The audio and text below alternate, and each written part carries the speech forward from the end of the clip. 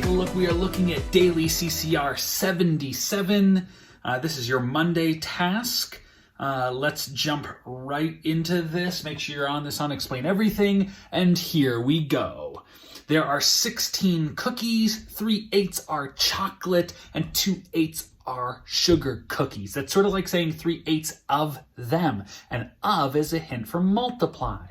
Now, the question is, what is so bracket the question, what is the total number of chocolate and sugar cookies I made? Okay, that means I don't know the total, which verifies multiplication. Now, I have 3/8 chocolate, 2/8 sugar, because we're sort of underlining important info. And there's 16 cookies, okay? Now, I'm going to figure out what that fraction amount is of 16. Okay, now, instead of doing 3/8 of 16 and 2/8 of 16, why don't we, because it says what's the total number of cookies, let's just add those two fractions together first. So instead, we don't need to write it down for this, we're just doing it together. So 3/8 plus 2/8 equals how many eighths? That equals 5/8. So we have 5/8, okay, times 16 cookies, okay? Because we're taking 5/8 of 16. Okay, that's what multiplying by a whole number is. It'll tell you a fraction of a number. Okay, all right, now we know that this means I have 5/8 plus 5/8 plus 5/8 16 times. Or I can just think 16 times 5 and get that. Now, I don't know 16 times 5 right off the top of my head. I do know that 5 times 10, so let's use our partial products.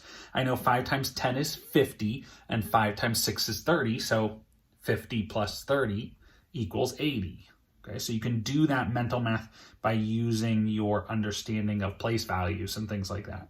All right, so I have 88. Now, that's improper. To make this work and to actually turn it into whole numbers, I need to know how many holes are there. Let me get my princess microphone. Ready? Name that hole. Yeah, 8/8. So the question is, how many 8/8 are in 88? Well, that's like 8, 16. I'm counting by eights. So how many eights are in 88? So 8 times what equals 80? So I'm counting by 8. So I know that 8 times 10, it equals 80. So that's 10 holes. And if it equals 80, there's nothing left over. So it equals 10. So what's the total number of chocolate and sugar cookies? The total is 10 cookies. Okay, and so think about that. 5/8. 5/8 is a little bit more than a half.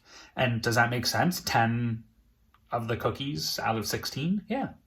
8 is half and 10 is a little bit more, so it makes sense. All right, let's move on to number 2. There are that many people in the city. What is the value of the 4 in that number? Value is how much it's worth. Cha-ching! All right, so it's multiple choice, so let's just go down through your choices. It's as simple as that. But first, identify the 4. What's the value of the 4? Is the value of the 4 2 times the 2 that's in the tens place? So I know that a digit right next to it is 10 times more than its neighbor, if they're the same number, okay? So this one spot is 10 times more. Okay, let's zoom in a little bit. One spot is 10 times more. 2 spots is 100 times more. 3 spots is 1,000 times more. But here's the thing. That would be, if this was a 4, it would be 4,000 times more. But it's not, it's a 2. So now we need to make a little twist into that. So is it 2 times the 2 in the tens place? No, it's definitely not 2 times, so that one's gone. Okay. Is it 200 times the 2? No. Or is it 2,000 times the 2? I think you know which one it is. Is the 4 here 2,000 times worth the value of the 2 over there? Yes, it is. All right, so we have our answer. All right, going down to here, number 3. What is true about all triangles? All triangles have right angles. Is that true? What about a scalene? All triangles have at least 2 acute angles. Interesting. Is that true? At least 2 acute. That might be. I'm going to put a tick mark by that. I know that's gone now. All triangles have 3 sides of equal length. Oh, what? An isosceles and scaling? What are they? Chopped liver? Oh, well, anyway, that's gone. All triangles have at least one line of symmetry. Is that true? I don't know. You're at least down to B or D. Make the best choice. The right choice. Hopefully. You choose B! All right. Mr. Hutch loves his students so much. That's true. That he gave each of them $4.25. There are 40 kids. How much is he going to give out total? Do the disco to solve, but remember to move the decimal one place at the end. Remember, at the end of multi-digit multiplication with decimals, you count how much decimal movement there was. Okay, so here's the problem, and this is how you set it up.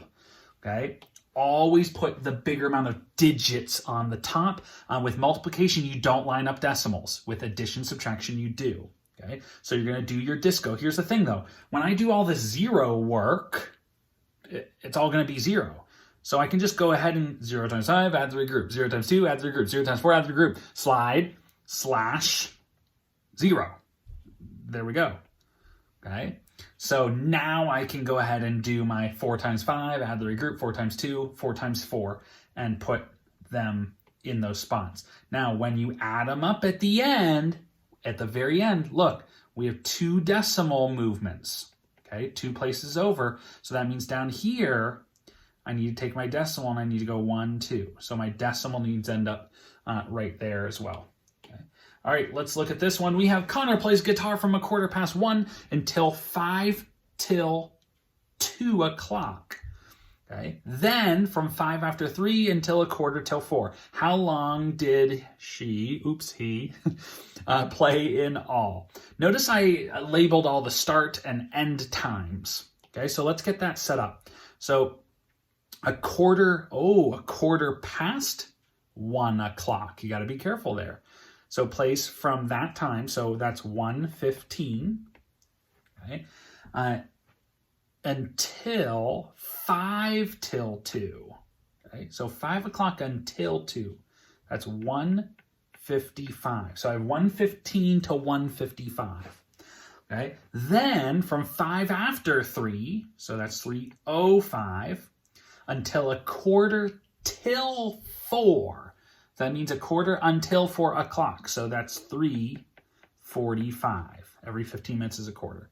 All right, how long did he play in all? So you need to calculate how long that was and how long that was and add the amount of minutes together, okay, to write your answer. He played, and then write your final answer on that one. All right, last one. Rachel ships 42 games in an order, okay? Not like an order like 2, 4, 6, 8, but like in a shipping order. She puts the same number of games in each box. That's important. So it's equal groups. Bracket the question, how many games could be in each box? Okay, so we don't know one of the parts. Is this a factors problem or a multiples problem? They're saying that we know there's 42 total. So we know the total and we don't know one of those parts.